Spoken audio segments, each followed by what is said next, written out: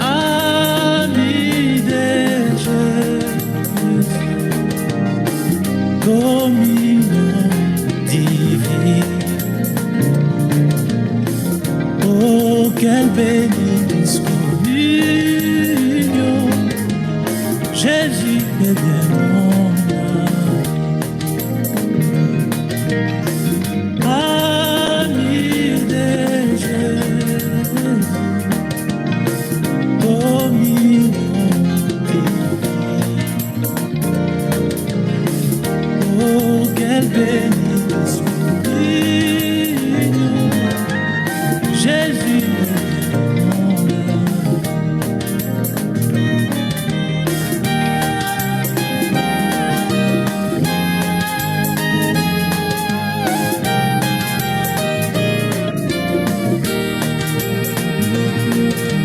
ami, tant d'autres amitié, c'est ce où me déçoit. Ami qui me donne joie et paix, ami quand l'ennemi vient. Ami de Jésus, communion divine. Oh, quelle bénice, union, Jésus est un ami dans la maladie et quand approche la mort. Ami, quand je passe la vallée, il m'aide et m'encourage. Ami de Jésus, communion divine. Oh, quelle bénice union, Jésus est ami quand ma vie s'arrête, ami quand passe la terre, ami à voir au seuil du ciel, ami enfin chez ami de Jésus, communion. Oh, quelle bénice Jésus est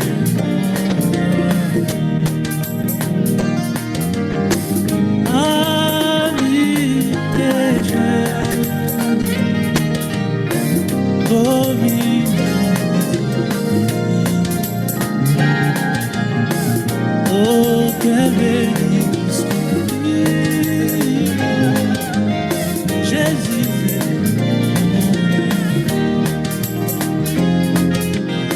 Jésus est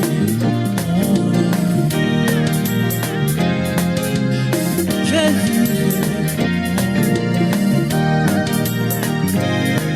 oh Jésus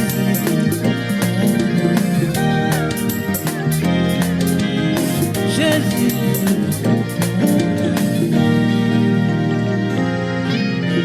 Jésus est bien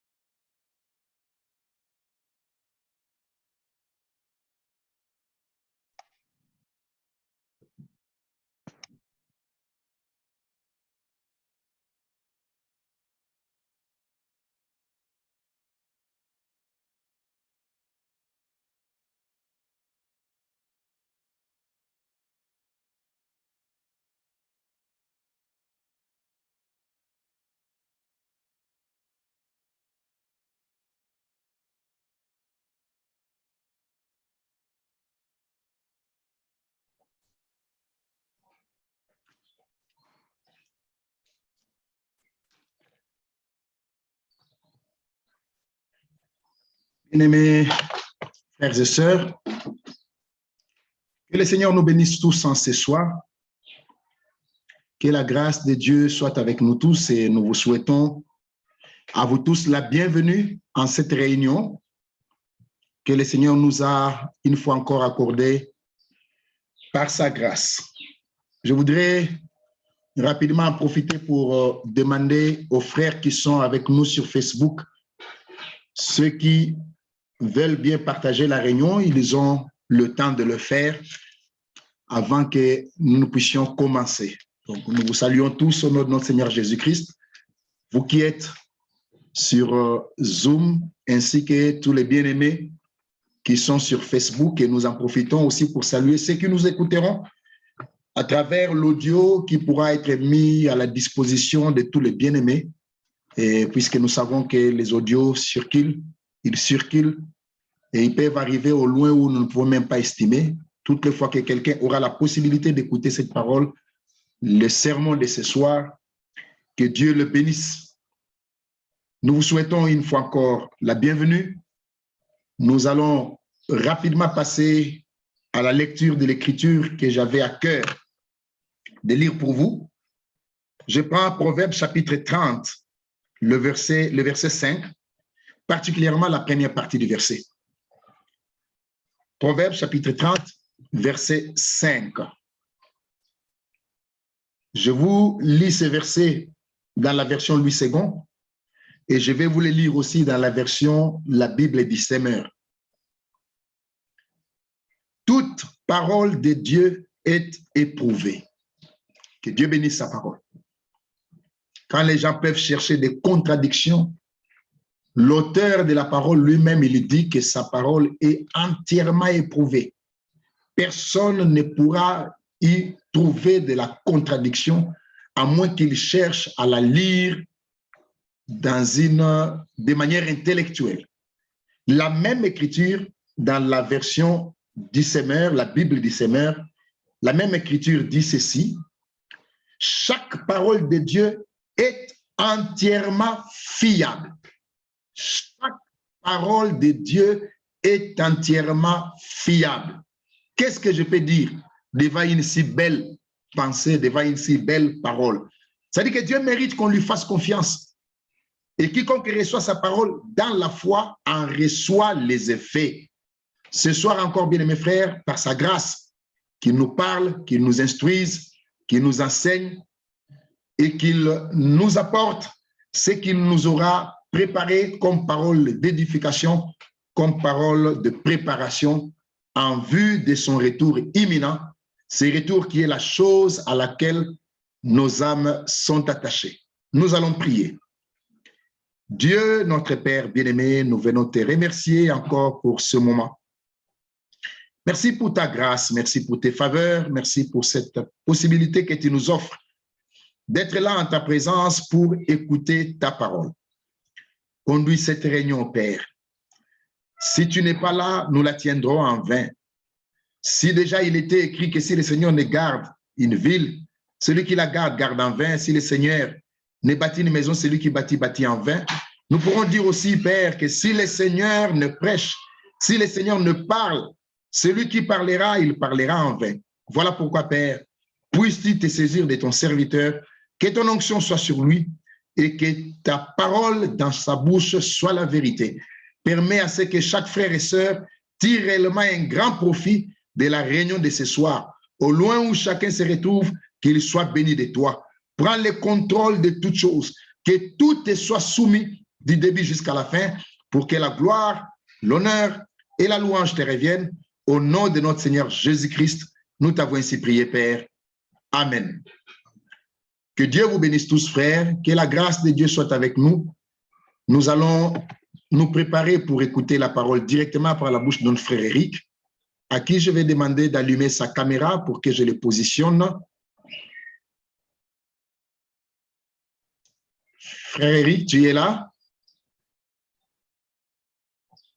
Oui, frère, je suis là. Ok, voilà. J'ai le centre missionnaire, j'ai Eric Moukaya. Tu es sur Eric Moukaya, c'est ça? Oui, oui. Le centre missionnaire, je ne t'écoutais pas. Ah, ok. Ça va. Bien. Alors, nous attendons que tu allumes ta caméra, bien-aimé frère Eric. Oh là là. Excusez-moi. Excusez-moi, frère, excusez-moi. Je crois avoir fait une petite mauvaise manipulation. Voilà, frère Eric. Frère Eric, vous avez la parole. Le temps que je vous mette en évidence, vous avez la parole, frère. Merci beaucoup. Merci. Toutes mes salutations très fraternelles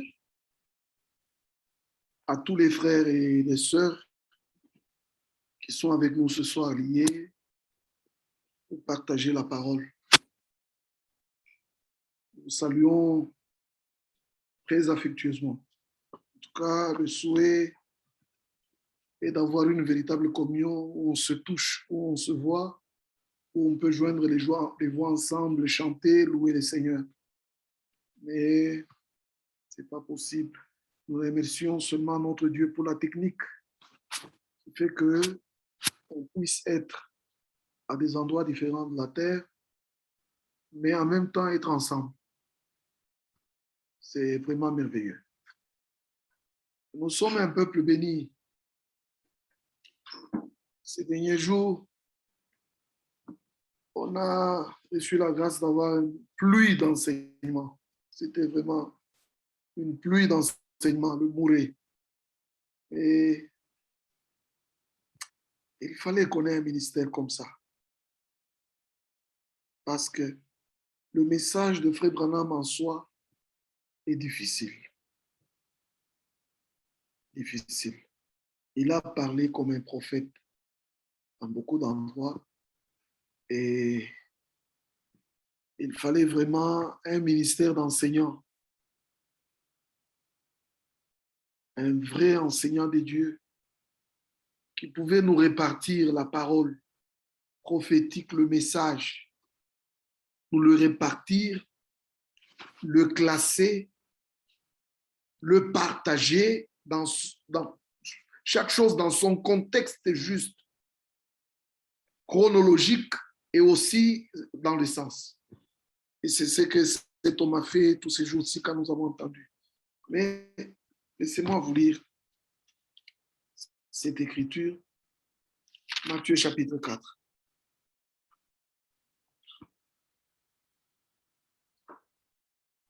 Verset 1. Alors Jésus fut emmené par l'Esprit dans le désert pour être tenté par le diable. Après avoir jeûné 40 jours et 40 nuits, il eut faim. Et le tentateur, s'étant approché de lui, lui dit, « Si tu es fils de Dieu, ordonne que ces pierres deviennent des pains. » Regardez la tentation de notre Seigneur. Ici, ça n'a rien à faire avec ce que Jacques a dit, que chacun de nous est tenté quand il est attiré par sa propre convoitise. Vous voyez, c'est différent. La tentation de Jacques, ce n'est pas ce que vous lisez ici. Vous voyez, frère, nous avons reçu la grâce du Seigneur, même si le mot, c'est le même mot, mais ils n'ont pas une application de la même manière. Jacques,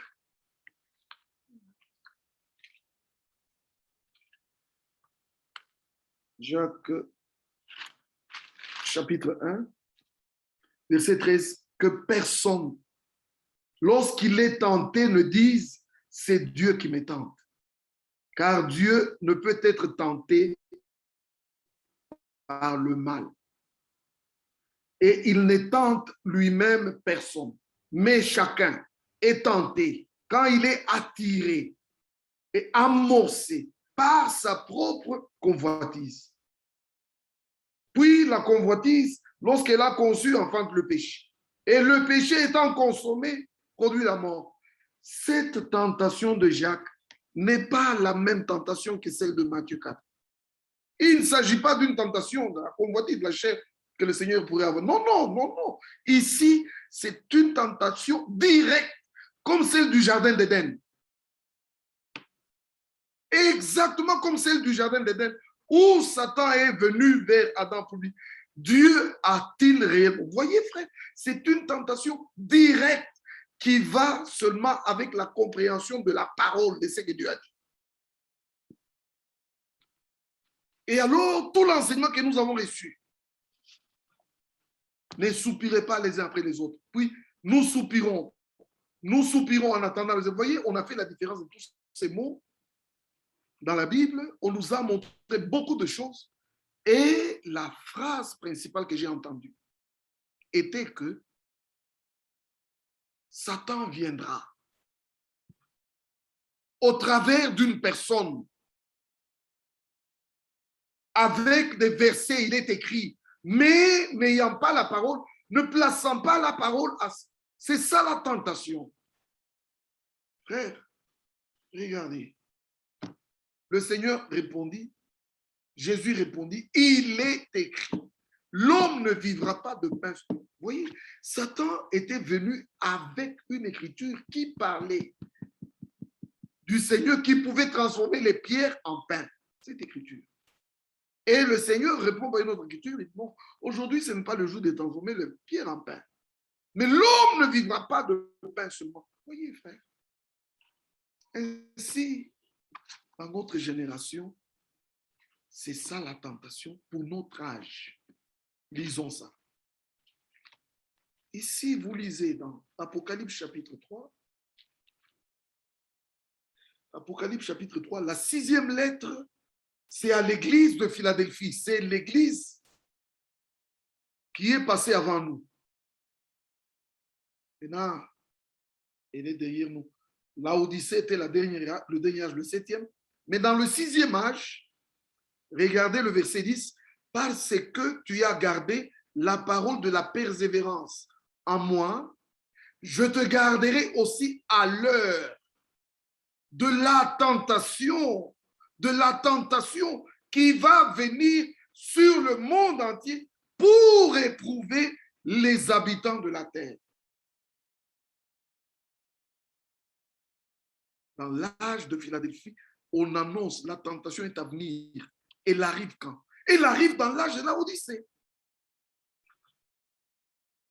C'est dans notre temps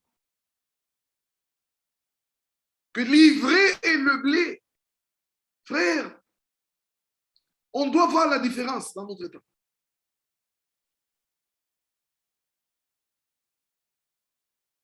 Aujourd'hui, c'est le plus grand défi de nous qui avons cru le message du temps de la fin. C'est le plus grand défi. Le défi, c'est de nous opposer, de découvrir d'abord que ceci n'est pas la parole. Ce n'est pas Dieu qui parle. De découvrir l'esprit qui est derrière la personne qui parle. Oh, mes bien-aimés dans le Seigneur, je me suis beaucoup réjoui quand on a lu Matthieu 23. Retournons dans Matthieu 23. Vous allez voir, il y a quelque chose de très important là-dedans. Matthieu chapitre 23. Voilà, Jésus montre que les pratiques et la compréhension des scribes et des pharisiens n'étaient pas correctes. Et aussi dans cette génération, nous disons ça. Les pratiques des religions, de toutes les églises traditionnelles, des églises nominales, toutes ces églises-là, n'est pas correcte, n'est pas conforme avec la... Vous savez ce que Satan a fait. Il a réussi, Satan a bien réussi à pervertir, Pervertir, c'est prendre une vérité et la retourner d'une autre manière. Il est vraiment arrivé et dans notre génération, la perversion a atteint son apogée, que ce soit dans le naturel, dans le monde, ou que ce soit dans l'Église. c'est difficile que les gens voient que dans le christianisme d'aujourd'hui, on n'y trouve pas ce qui était dans le christianisme original. Que ce soit l'enseignement, que ce soit les pratiques, que ce soit les paroles, que ce soit même tout ce qu'ils ont aujourd'hui n'a pas existé dans l'Église du commencement. Et voilà que Dieu envoie un message de restauration. Dieu ramène encore sur la terre le même évangile qui produira la même foi avec les mêmes effets. Frère, alors Matthieu 23 ici, j'aime ça, c'est fantastique. Ici, il est écrit, verset 4, il lie des fardeaux pesants et les met sur les épaules des hommes. Mais ils ne veulent pas les remuer du doigt. Dans tous les groupes, le salut est lié à des conditions qu'on donne, à des lourds fardeaux. Pourtant, notre Seigneur a dit, mon joug est léger, venez, donnez-moi vos fardeaux, donnez vos fardeaux, prenez mon joug, il est léger et doux. Et le joug du Seigneur, c'est cette accolade d'amitié. Comme dans le naturel, un homme place une accolade dans ton cou, vous commencez à marcher à deux. Frère, et si quelqu'un place comme ça une accolade dans ton cou, vous marchez à deux ensemble, accolade d'amour. Tu le suivras partout, il t'amène. S'il va à gauche, vous allez à gauche. C'est comme ça. Et quand on parle du joug, c'est comme ça qu'on fait avec les bêtes. On lie deux bêtes pour un même travail avec le joug. Un joug qui lie deux bêtes pour travailler pour la même tâche. Et on met toujours une bête plus exercée, plus fort que notre bête qui est plus jeune. Comme ça, la bête jeune qui est liée à l'expérimenter l'avenir ne se perdra pas parce qu'elle est liée par le joug. Et le Seigneur veut que nous portions son joug à lui. Pas le joug de l'Église, pas le joug des pasteurs, pas le joug des religieux. Frères, nous devons être sûrs que ce qui nous lie, ce n'est pas l'Église, c'est plutôt la parole de Dieu. C'est Christ lui-même qui nous lie. Comprenez ça, frère. Ce chapitre est fantastique. On dit, ils font toute leur action pour être vus des hommes. Ainsi, ils portent de larges phylactères. Ils ont de longues franges à leurs vêtements. Oh mon Dieu. Ils aiment la première place dans les festins. Les premiers sièges dans les... C'est facile de voir que ça, vous n'avez pas qu'on vous enseigne. Mais ici, il est écrit, ils aiment à être salués dans les places publiques, à être appelés par des titres, par les hommes, rabbi, rabbi. Oh frère, le reste, vous savez ce que ça veut dire. Vous voyez? Je ne vais pas trop m'attarder là-dessus. Frère, dans les églises,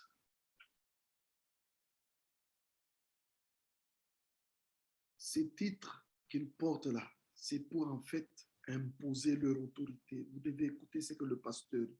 Vous devez écouter ce que l'archevêque dit. Et au milieu de nous, ce n'est pas comme ça. Bien avant, on se disait d'ailleurs, beaucoup de gens disaient,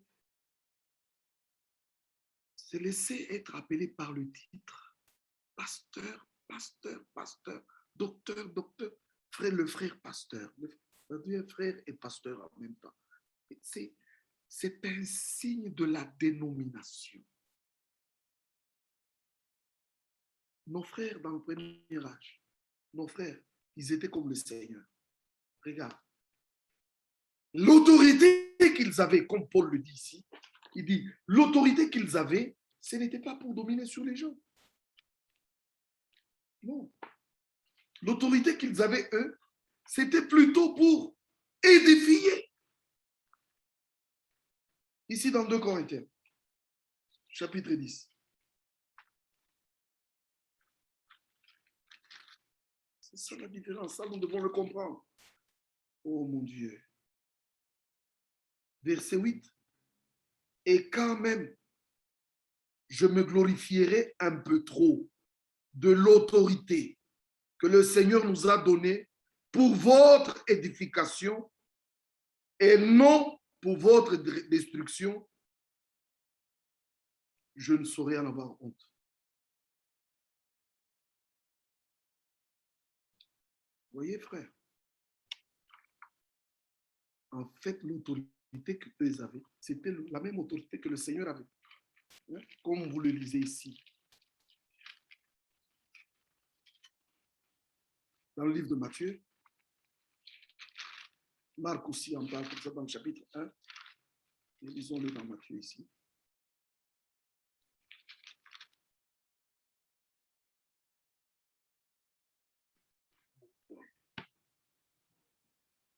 Matthieu chapitre 7.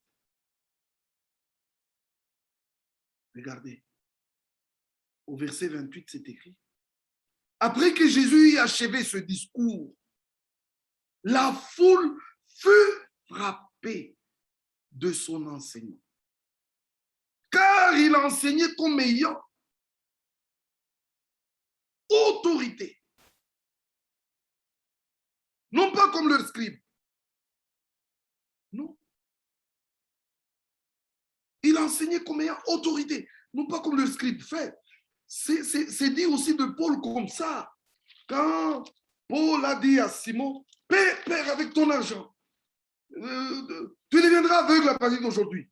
Les gens furent frappés de la doctrine qu'il avait et de l'autorité qu'il y avait dans les paroles, parce que ce qu'il disait arrivait. Le même enseignement a la même autorité. Et nous avons le même enseignement du Seigneur, ça a la même autorité, parce que la parole du Seigneur ne tombe pas à terre, il s'accomplit toujours. Et personne ne peut résister à la parole de Dieu. Et la pleine autorité. Bien-aimés frères, mais qu'est-ce qui se passe dans des églises aujourd'hui? Un homme qui n'a pas établi par Dieu n'a pas cette autorité. Parce que Dieu ne sera pas avec lui. Dieu n'a pas besoin que quelqu'un parle pour lui. Non, Dieu veut lui-même parler au travers d'un frère, parler au travers d'un homme qu'il appelle et qu'il établit. En ce moment-là, il dit, je vous donne l'autorité, partez. Et cette autorité, ce n'était pas pour régner, c'est pourquoi ses frères ne se faisaient pas appeler par des titres, mais plutôt, quand il prêchait, le Seigneur confirmait et l'autorité de la parole s'imposait. Oui, frère. Nous demandons à Dieu que nous soyons revêtus de cette autorité-là. Parce qu'il n'existe pas 2 voies. Il n'y a que cette seule voie. Toutes les années où j'ai prêché, j'avais compris ça. Je disais à mes frères, j'ai lu Frère Branham dire quelque chose de très important.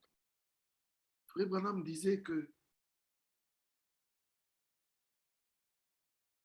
même dans le naturel, dans nos pays, la loi a pleine autorité. Si tu violes la loi, eh bien, tu rencontreras la punition, la rétribution.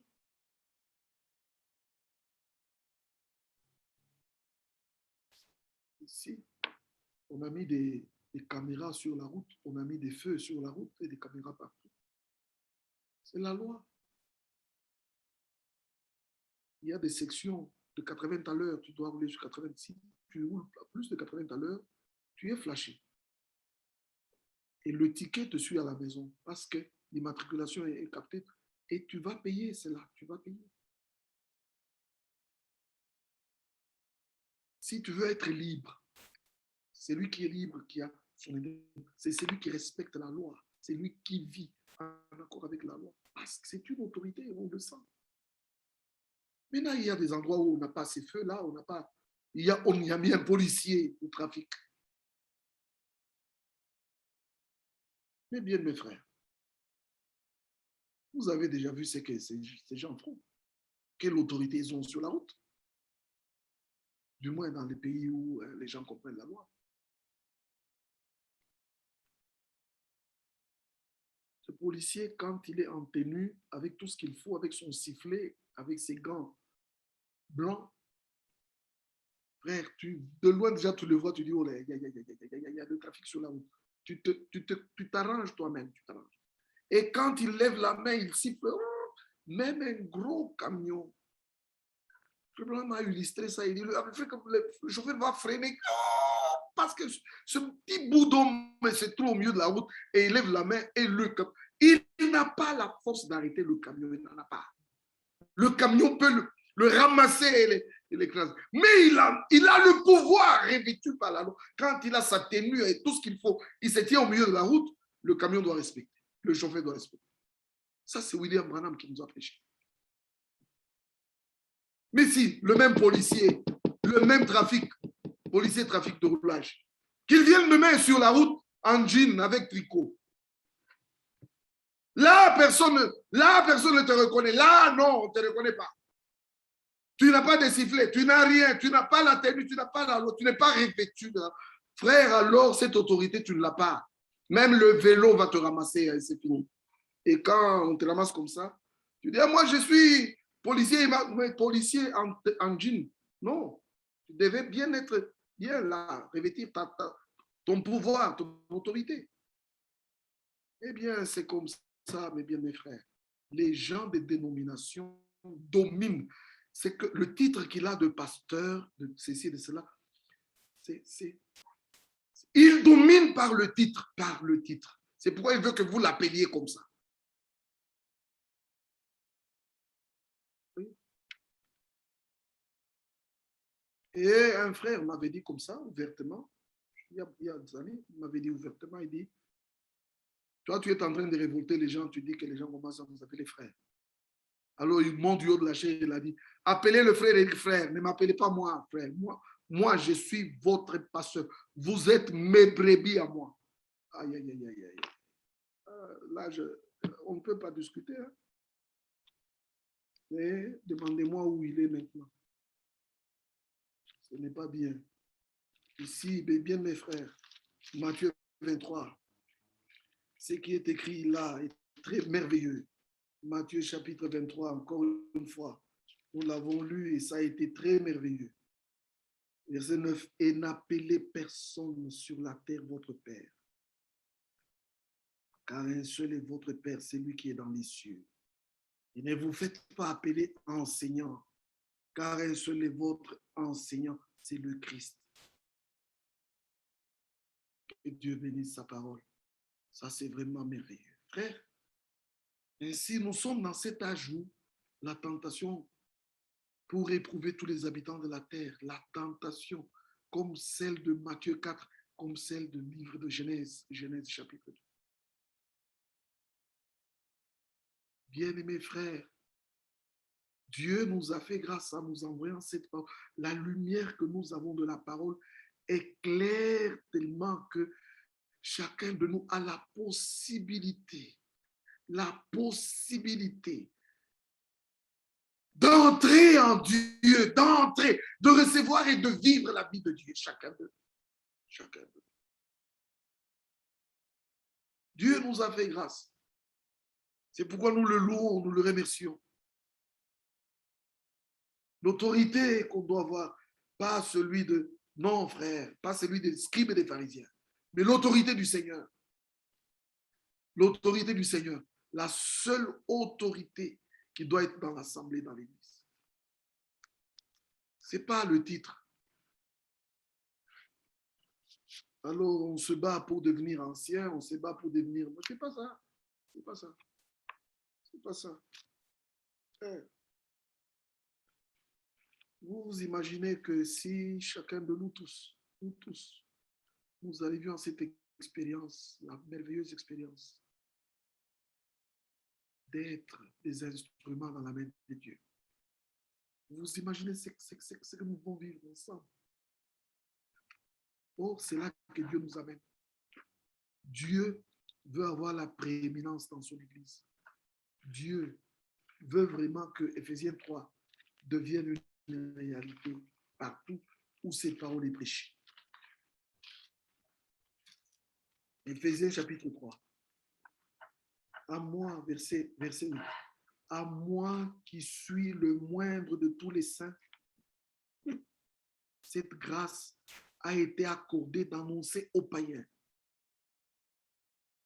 les richesses incommensurées.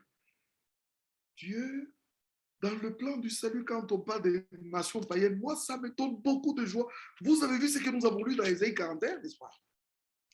Vous avez vu ce qui a été lu dans Ésaïe chapitre 42. Ésaïe chapitre 42, relisons-le.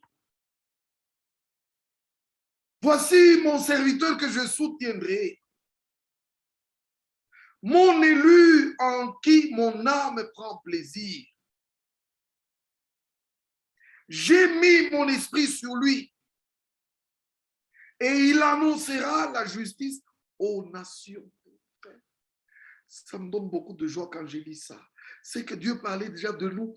Frère, nous ne savions pas, on pensait qu'il était Dieu des Juifs, c'est tout, qu'il était Dieu d'Israël, c'est tout. Mais déjà dans l'Ancien Testament, déjà, pas seulement ici en Ésaïe, mais déjà dans Genèse chapitre 12, je ferai de toi une source de bénédiction et toutes les nations de la terre seront bénies en toi. Déjà, Dieu a annoncé la bonne nouvelle à Abraham, déjà, dans Genèse 12. Quelle grâce nous avons fait. Vous voyez que nous ne sommes pas une organisation, nous ne sommes pas le produit de quelqu'un qui a fait pour que nous soyons un mouvement soit sur la terre et que nous soyons. Non, nous sommes le produit d'une prophétie. Nous sommes le produit d'une action de l'esprit dans notre temps qui est conforme à la parole. Ici, à la fin, cette justice, ce jugement, ce droit doit être imposé dans toutes les nations. L'évangile doit être prêché sur toute la terre pour servir de témoignage à toutes les nations. Cette écriture-là pour servir de témoignage. Dans les premières années, quand ce docteur de Dieu en parlait, il disait, pour porter le témoignage, il a dit, ainsi le Seigneur a dit, vous serez mes témoins. Commence. À Jérusalem, en Judée, dans la Samarie, jusqu'aux extrémités de la terre. Des témoins jusqu'aux extrémités de la terre. Mais les pierres et les gens ne pouvaient pas vivre jusqu'aux extrémités. Non. Regarde leur vie. C'est le Moyen-Orient et ils sont morts. Mais pourquoi Dieu a mentionné les extrémités de la terre? Parce que Dieu savait que le même évangile qui a commencé à l'Est partira dans toutes les nations. Et Matthieu 24 dit, sera prêché sur toute la terre habitée pour servir de témoignage. Et alors, ceux qui portent le témoignage, ce sont ceux qui ont vécu. Ce sont ceux qui ont vécu réellement, qui ont expérimenté le vrai salut, qui ont le vrai Dieu, qui peuvent maintenant porter le témoignage. Ensuite, des années après, l'Esprit a ajouté à cette révélation en disant, osez, l'évangile est prêché en témoignage. Mais aux autres, c'est un appel à sortir par lequel Dieu les ramène. Dieu les sort de tout ce qui ne vient pas de Dieu, tout ce qui n'est pas de sa parole, et Dieu les ramène sur le fondement inébranlable de la parole vivante et permanente de Dieu. C'est ce que nous sommes en train de vivre avec vous. Nous ne sommes pas le produit d'une église. Aucun homme ne peut faire de nous ses sujets. Aucun homme, aucun ne peut dominer sur nous. Il n'y a que la parole, l'autorité de la parole, la seule autorité qui existe dans l'église, par le Saint-Esprit. Chaque frère et sœur qui écoute la prédication, lève les mains et s'incline et dit, Seigneur, je crois en ta parole. Ce n'est pas un problème de se soumettre à un frère. Non, frère. Mais regardez comment c'est beau de parler de ces choses. Dieu, ici, Ésaïe 42, lisons-le encore. C'est dit à plusieurs endroits nous sommes mentionnés comme ça. Et puis, il est dit, Ésaïe 42, il est dit comme ça. Il ne criera point, verset 2. Il ne lèvera point la voix et ne la fera point entendre dans les rues. Verset 3. Il ne brisera pas le conduit plié. Pas seulement le roseau, il s'agit du conduit. Frère, il n'éteindra point la mèche qui brûle ou qui fume. Si vous lisez ce verset, il ne brisera point. Ne voyez-vous pas que ce verset parle de la lampe? Le conduit, il s'agit du conduit d'huile. Et la lampe, la mèche, c'est la mèche de la lampe. Ne comprenez-vous pas que réellement le Seigneur va secourir tous ceux qui croient? Que finalement, le conduit qui est un peu plié, qui ne fait pas passer de l'huile comme il faut, on l'arrangera pour que l'huile passe. Que la mèche qui fume, qui est fumante, qui ne donne pas la bonne lumière, sera exprimée pour donner la lumière. Et les lampes des vierges sages brilleront de la lumière qu'il faut jusqu'à ce que Jésus revienne. C'est un verset qui nous ramène directement à Matthieu 25. Bien-aimés frères, quelle prédication nous avons, quelle chose que nous entendons. Il ne se découragera point. Il ne se relâchera point jusqu'à ce qu'il ait établi le droit, le vrai jugement sur la terre. Frère, je vous dis la vérité, en tout point de vue, pour tout ce qui se passe sur la terre, la Bible tranche. C'est la Bible qui a le dernier mot, c'est la Bible qui a la parole qui est l'absolu, et tout se fera comme la Bible dit. Et vous vous imaginez quel genre d'homme nous sommes. Je prends un seul exemple. Le mariage et le divorce. La révélation que nous avons sur le mariage dans cette période de grande confusion. Frère, dans le pays où je suis, ici, c'est grave. Ça, on l'a pas, on a vu ça nulle part dans les autres pays. Même en Europe où on parle maintenant d'homosexualité, mais ici, ils veulent introduire dans la loi. C'est une proposition qui est au Parlement qui va passer s'ils adoptent ça. Qu'il y ait la polyandrie. On dit, vous ne pouvez pas parler de l'égalité entre l'homme et la femme. Si l'homme, lui, peut être polygame, peut avoir 2-3 femmes ici en Afrique du Sud, on accepte. Mais pourquoi pas la femme? La femme aussi doit avoir 3-4 maris. Oh frère, j'ai dit, mon Dieu, il n'y a que nous qui avons le droit, la chose exacte, c'est la Bible. Mes frères, c'est pourquoi, quoi que vous fassiez, en parole, en acte, tout ce que vous voulez faire, frère, s'il vous plaît, référez-vous à « il est écrit ». Référez-vous à « il est écrit ». Dieu nous a appelés de toutes ces choses pourries. Il nous a sortis des ténèbres. Il nous a amenés à son admirable lumière pour que nous puissions manifester les vertus de la vérité à ce monde qui ne connaît pas Dieu. C'est ce que Pierre a dit. C'est comme ça que je vous lisais dans Éphésiens. Dans Éphésiens, quand il est écrit ici, Éphésiens chapitre 3, Paul dit, à moi qui suis le moindre, verset 8, le moindre de tous les saints, la grâce a été accordée d'annoncer aux païens les richesses incompréhensibles de Christ et de mettre en lumière quelle est la dispensation du mystère caché de tout temps en Dieu qui a créé toutes choses.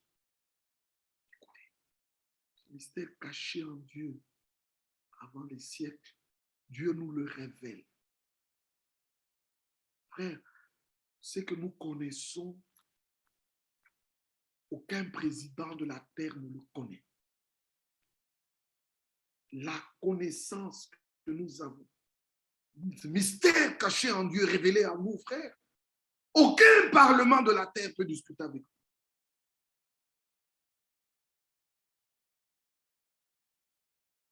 Mais ils ne nous écouteront pas. Ils ne peuvent pas. Parce que pour le charnel, ça tape l'oreille, c'est de la folie. Mais ici, on nous les a fait connaître pour un seul but.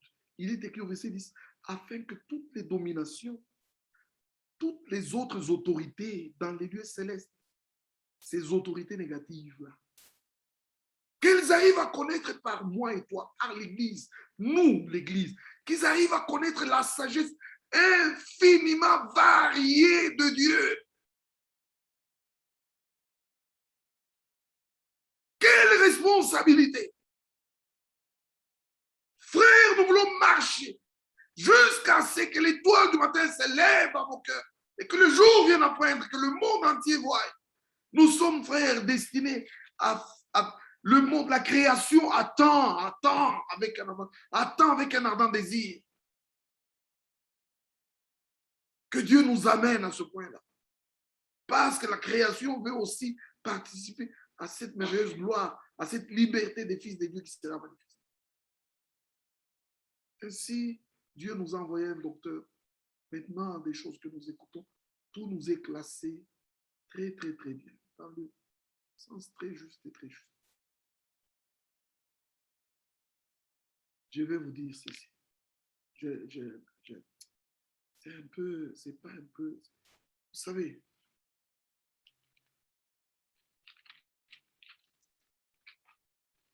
là, en 86, quand Frère Franck prêchait, parlait de ça, c'est l'année 86 et l'année où Satan lui avait dit, je vais t'écrimler. Vous savez ce qui s'était passé. Ils ne vont pas parler de choses passées. Cet homme de Dieu, et l'expérience qu'il avait eue malheureuse, très malheureuse. Une fois, on a lu, je suis venu amener l'épée. Vous avez vu tous ces versets-là qui ont été lus. Frère Franck était passé par l'enfer. D'abord, au début de l'année 86, il a été piqué. En Afrique, ici, au Ghana, par le moustique, il est rentré, il a fait la malaria et il était mourant. On l'a laissé pour mourir. Et pendant qu'il était sur le lit de mort, c'est à ce moment-là que celle qui était sa femme, notre sœur là, vient lui dire, moi et toi, c'est fini. Et regarde le verset qu'elle avait employé. Elle avait employé, des gens sont venus lui prêcher. C'est ce que nous sommes en train de dire. 1 Corinthiens chapitre 5. 1 Corinthiens chapitre 5. Et on a prêché à cette sœur ce verset ici. Verset 9. Je vous ai écrit dans ma lettre de ne pas avoir des relations avec les impudiques. Non pas d'une manière absolue avec les impudiques de ce monde, ou avec les cupides et les ravisseurs, ou avec les idolâtres. Autrement, il vous faudrait sortir du monde. Mais maintenant, ce que je vous ai écrit, c'est de ne pas avoir de relation avec quelqu'un qui, se nommant frère, est impudique ou cupide ou idolâtre ou outrageux ou ivrogne ou ravisseur et de ne même pas manger avec un tel homme. Calomnie, on a appliqué ces versets à cet homme de Dieu. Et sa femme ne pouvait plus manger avec lui à la table, ni aller dans sa chambre. C'était fini. Frère, quelle interprétation! Comment un homme peut prêcher aux autres un verset comme ça? Ça n'a rien à faire, vous voyez un peu. Quand on nous prêche, on met les mots à leur place. Peut-être que vous ne comprenez pas d'où ça vient. Peut-être que vous les prenez, je ne sais pas. Mais si vous voulez le comprendre, lisez la lettre circulaire de janvier 87. Mais le verset 11, on ne doit pas le sortir du contexte parce que 1 Corinthiens 5 parle. Il y a parmi vous de l'impudicité, verset 1, une impudicité telle qu'elle ne se rencontre même pas chez les païens. C'est qu'au point que l'un d'entre vous a la femme de son père. Regarde dans quel contexte Paul est en train de prêcher, de parler. Et Paul se réfère à l'écriture de Deutéronome parce que Deutéronome dit, tu ne découvriras point la nudité de la femme de ton père. C'est une abomination. Mais maintenant, Qu'est-ce que cela avait à faire avec notre frère?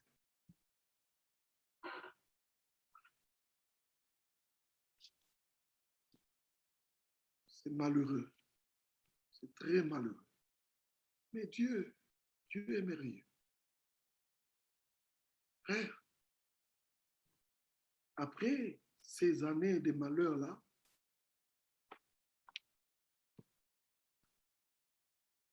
les frères nous témoignent qu'ils étaient restés une dizaine, 12 ou 13, je ne sais pas. Ils ont dû quitter la grande salle où vous voyez qu'on se rencontre chaque fin du mois. Ils sont allés dans une petite salle et commencé à avoir des réunions dans une petite salle parce que c'était touchant. Les gens sont partis, l'église était... Frère, les gens ont suivi les dons, les dons que la sœur avait. Tout le monde a cru. Les gens ont dit... Vous savez, vous ne savez pas, frère Franck est passé par des temps très, très difficiles, frère. Et tous les véritables hommes de Dieu passent aussi par des temps, par des choses comme ça. Mais ça nous ramène à examiner les Écritures, à comprendre. Hey, regarde ces gens, ce qu'ils lisent. Pourquoi nous vous disons, maintenant c'est notre temps, c'est notre tour, on nous prêche cela. Le diable viendra, comme dans Matthieu 4, avec le verset de la Bible mal placé pour vous prêcher. Frère, faites attention, que la grâce de Dieu soit avec vous partout où vous êtes.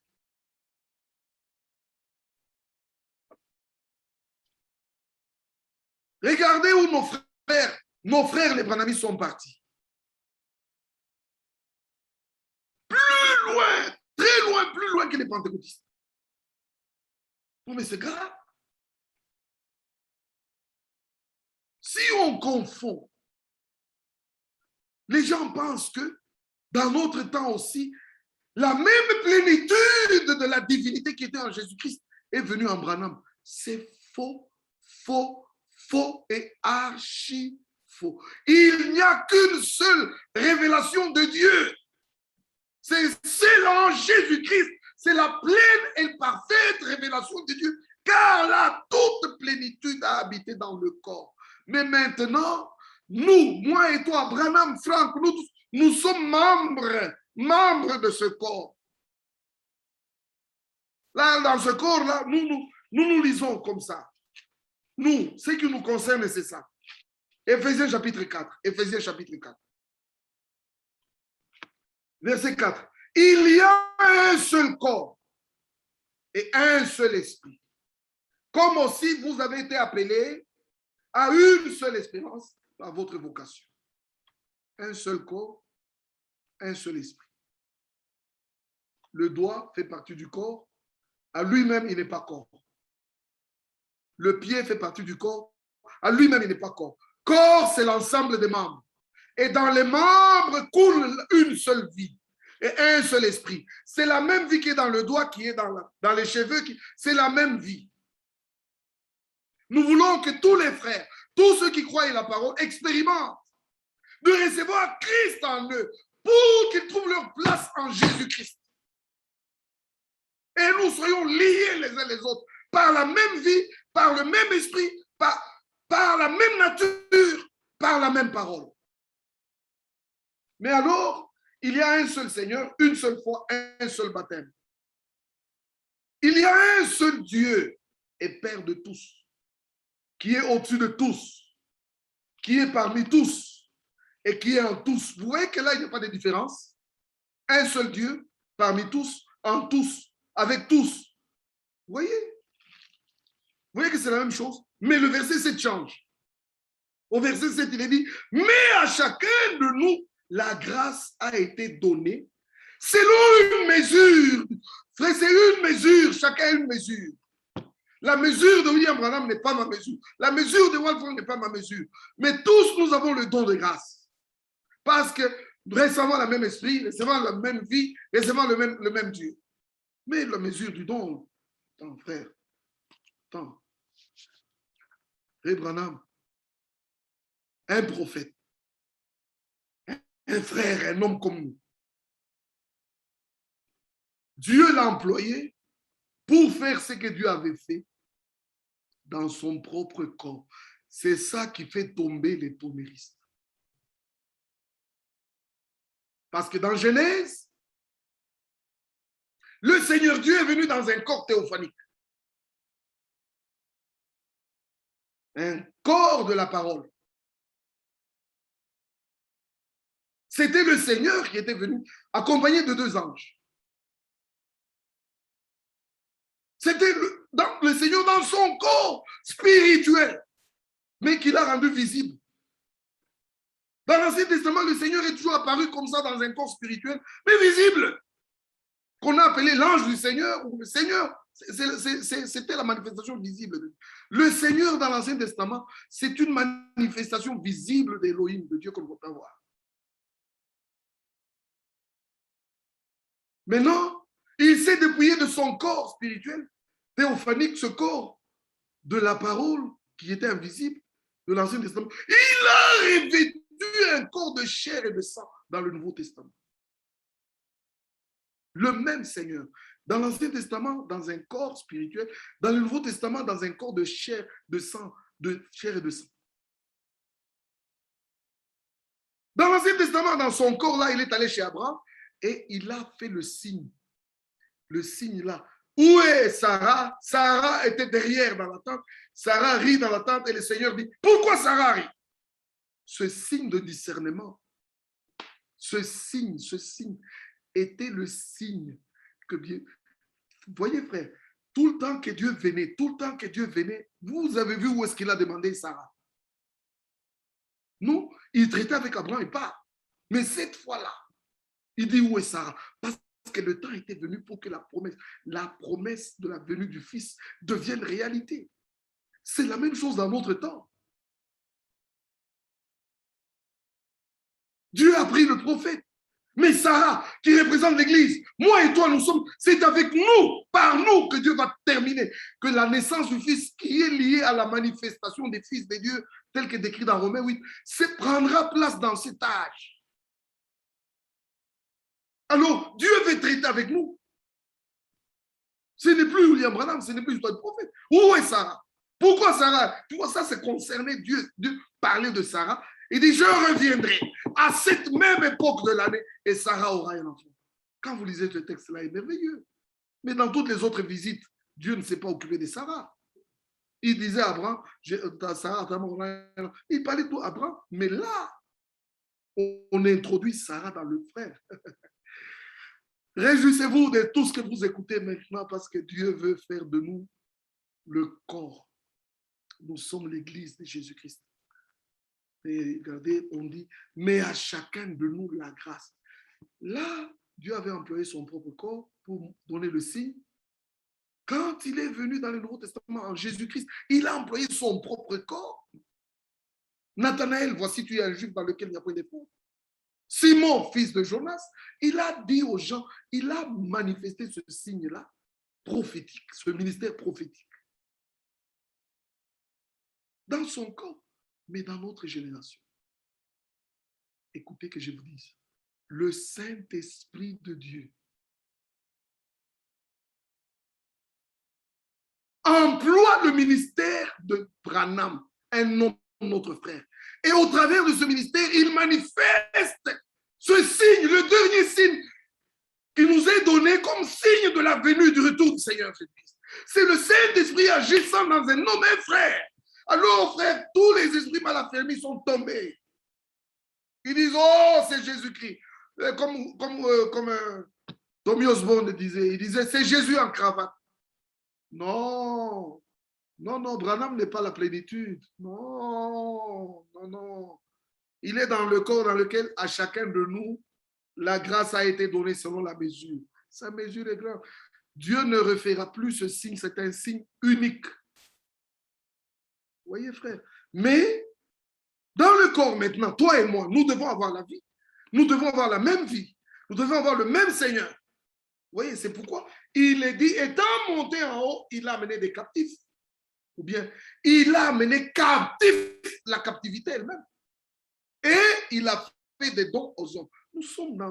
Frère, ces dons sont à nous. Frère, je vous demande à vous tous qui lisez ce verset, de jeter loin de vous tout don que vous avez qui n'est pas original.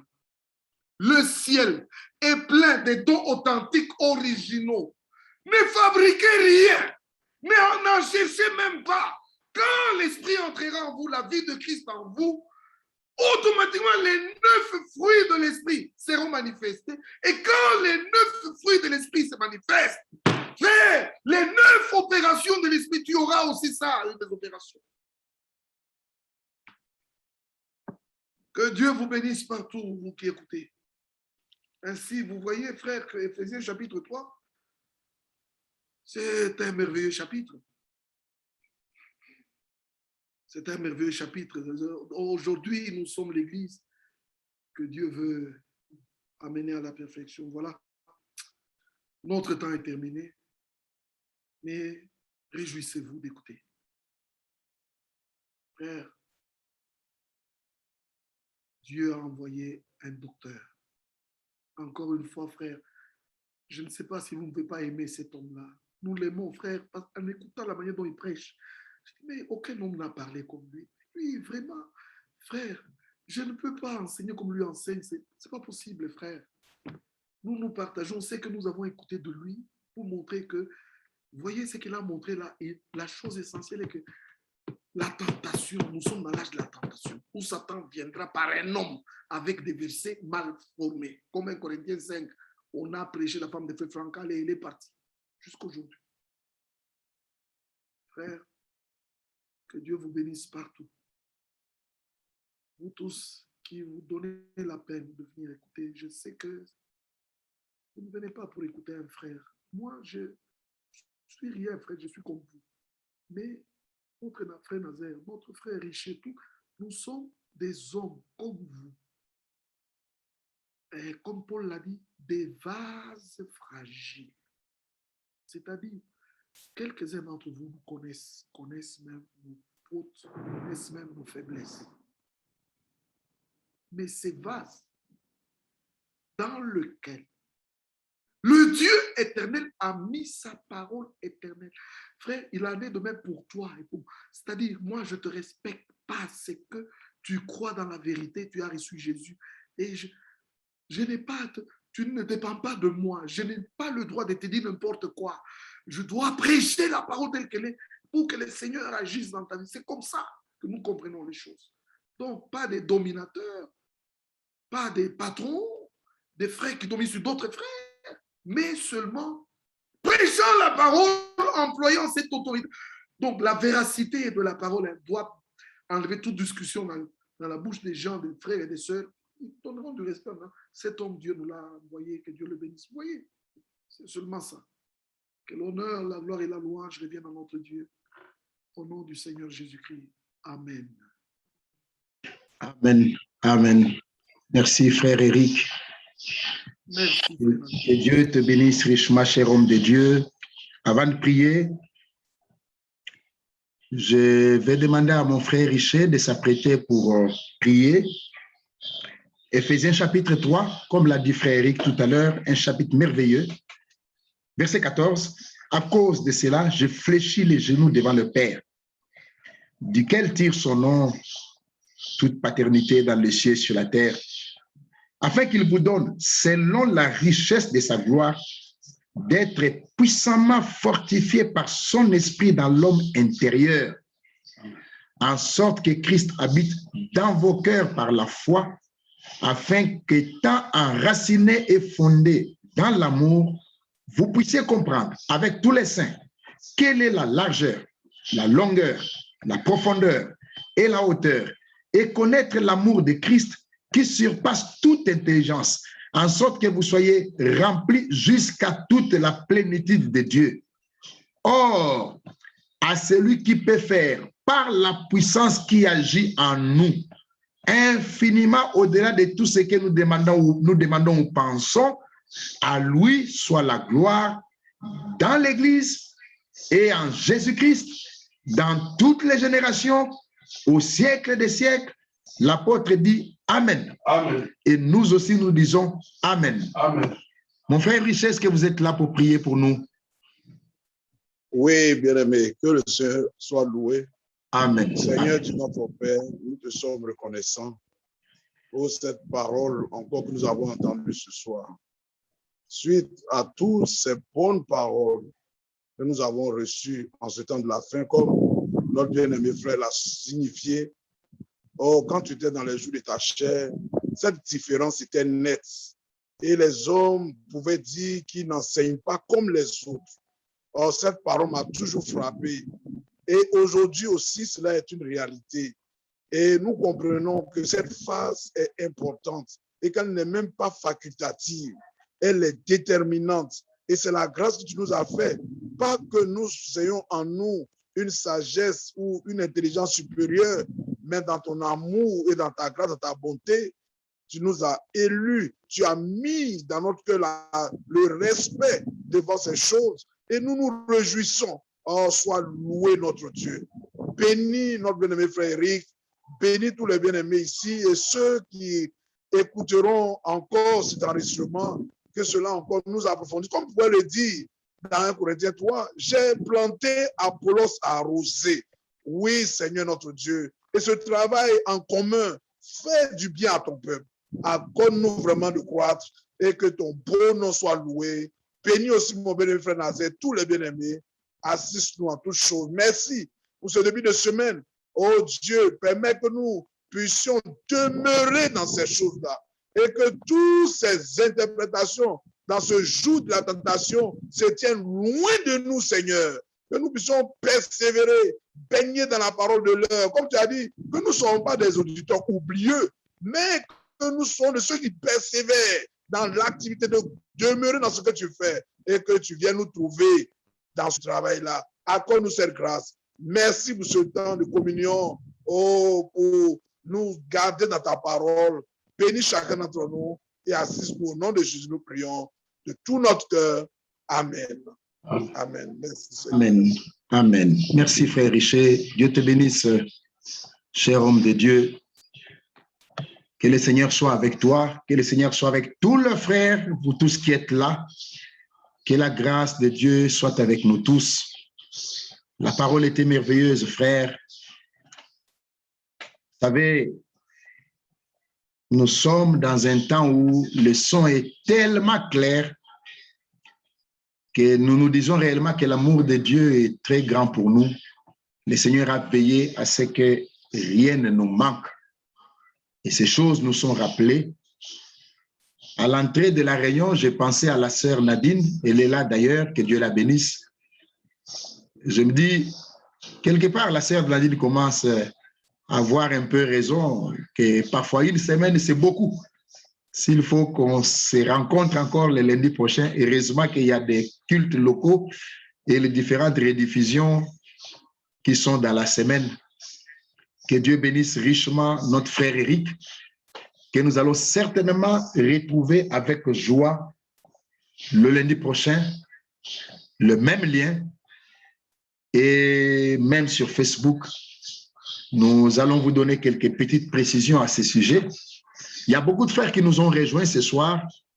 Mon frère, mon bien-aimé frère, Bena Jakoubenga, que Dieu te bénisse richement, frère.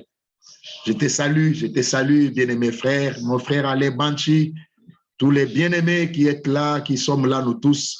Je ne saurais pas vous citer tous. Sur Facebook, il y avait des salutations de notre sœur Pierrette Yoali, de notre sœur Augustine Kalonga, de notre frère Elkan Kanyembo, de notre frère César de la Côte d'Ivoire, de notre frère Israël Koububuntu, de notre frère Landry de Port-Gentil au Gabon, de notre frère David Yeo, de notre frère Alain Banchi, que je venais de citer tout à l'heure, de notre frère Jacques Kouchou, de notre frère Yoel Kime. Laissez-moi vérifier s'il n'y a pas un autre message qui est tombé dans l'entretemps. Non. Que Dieu soit loué pour toutes choses. Alors, je voudrais vous dire que je ne sais pas si vous avez prêté attention à ce que frère Eric a dit tout à l'heure. Il y a notre frère Henri qui salue aussi tout le monde, notre frère Henri Boissy d'Orléans qui est en séjour ici et chez moi, qui vous salue aussi tous. Nous vous recommandons, frères, quand il y a une rediffusion, prenez quand même le temps de jeter un coup d'œil sur la lettre circulaire qui vient après la période de cette rediffusion-là. Il y a certaines choses qui peuvent mieux être comprise quand vous voyez la pensée être présentée encore davantage dans la lettre circulaire. Puisqu'il y a certaines choses importantes qui sont présentées dans certaines rediffusions. Comme l'a dit Frère Eric, les prédications que nous avons entendues la semaine remontent au mois de décembre 96, mois de décembre 86, pardon, 1986. Alors, il vous suffirait de jeter un coup d'œil sur la lettre circulaire du mois de janvier 87. Il y a un certain nombre de choses qui sont revenues sur cette lettre circulaire. Ça vous permettra d'être suffisamment édifié et suffisamment éclairé. D'ailleurs, vous entendez parfois dans certaines réunions, Frère Franck dit, je suis en train de l'écrire dans la lettre circulaire.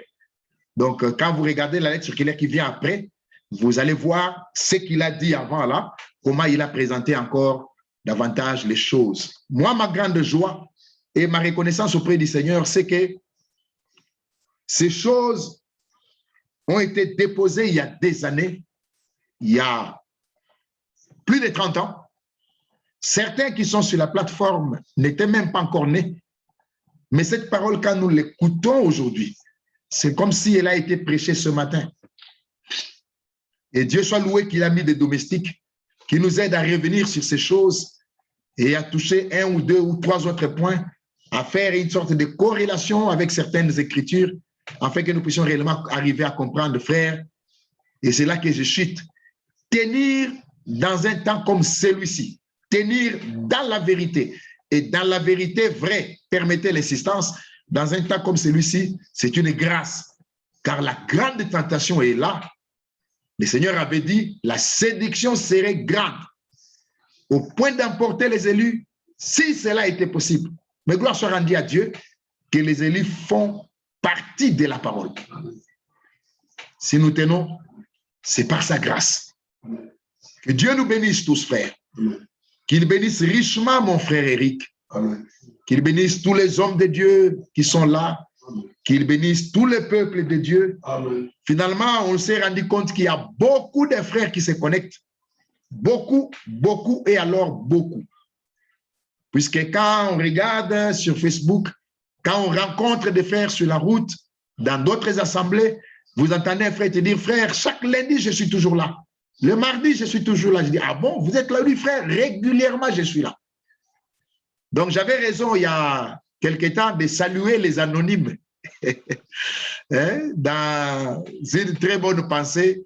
Il y a beaucoup de frères qui parfois ne se manifestent pas, des hommes de Dieu aussi. Nous vous saluons tous. Il y a un homme de Dieu qui est au Congo ici, j'en parlais à frère Eric, qui me dit, frère, même si je ne commente pas, mais je suis toujours là. Chaque semaine, je suis toujours là. Que Dieu soit loué, que Dieu soit glorifié. Et que cette parole que nous entendons depuis les réunions de Krefeld et toutes les autres prédications que nous recevons et dans nos assemblées locales et sur cette plateforme, que le Seigneur nous aide à les utiliser réellement comme une bonne matière de préparation en vue de son retour. Amen. Alors, vous allez vous rendre compte, frères, que les directs, je les fais sur ma page Facebook. C'est une page personnelle. Les amis, les membres de la famille et tout sont connectés là. Mais finalement, le travail a tellement pris de l'ampleur que nous avons pris l'option d'ouvrir une autre page Facebook, un autre profil que nous avons intitulé « Bonne Semence », comme notre chaîne YouTube.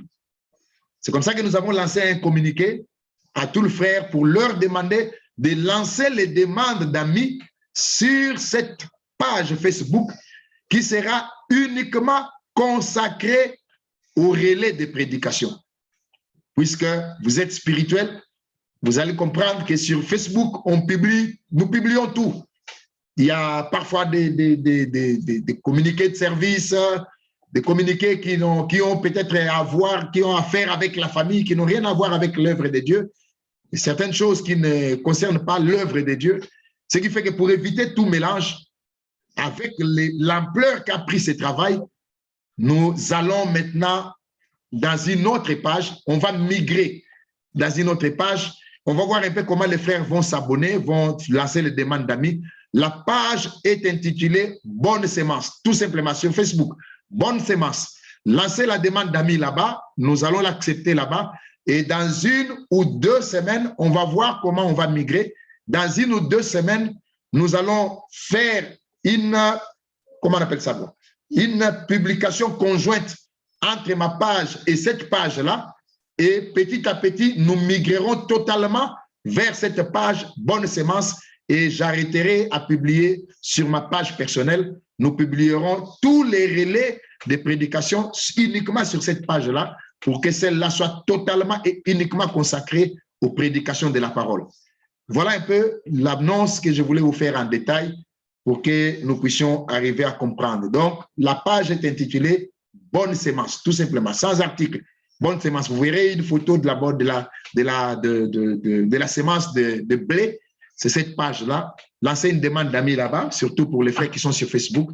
On va connecter, on va recevoir votre demande d'amis. Ce soir déjà, nous avons partagé la même prédication sur cette page et elle est passée sur cette page aussi.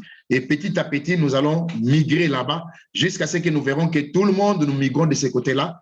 Et celle-là ne sera totalement consacrée qu'à la prédication et elle sera aussi totalement ouverte comme je l'ai fait pour ma page, de manière à ce que quiconque voudrait se connecter, même s'il n'est pas en amitié avec nous, qu'il ait la possibilité de se connecter librement. À part ça, si Dieu le veut, demain à 19h, temps universel, 20h heure de Kinshasa, 19h heure d'Abidjan, nous serons avec le frère Dassini Mafia, le frère de la Côte d'Ivoire, pour notre réunion aussi, toujours revenant sur ces choses. Que Dieu bénisse notre frère Eric. Pensez à frère Eric dans la prière. Vous ne savez peut-être pas pourquoi, mais je m'arrête là. Pensez à frère Eric dans la prière. Le travail est très important. L'ennemi ne va pas lâcher prise. Les tribulations font partie de notre quotidien, mais la victoire, l'étendard victorieux de Golgotha est planté dans nos cœurs. Pensez à notre frère Eric. Pensez à tous les hommes de Dieu. Pensez particulièrement à frère Franck. Je vous rappelle, mercredi, il y a rediffusion. Samedi, il y a rediffusion. Et dimanche, ça sera le 31. Ça sera le dimanche de Zurich. Et l'autre dimanche qui va venir, ça sera le dimanche de Krefeld. Voilà, je crois que tout ce que je voulais dire a été dit. Que Dieu vous bénisse tous. Frère Richet, je crois que nous n'avons rien oublié, mon frère. Non, c'est tout bien aimé.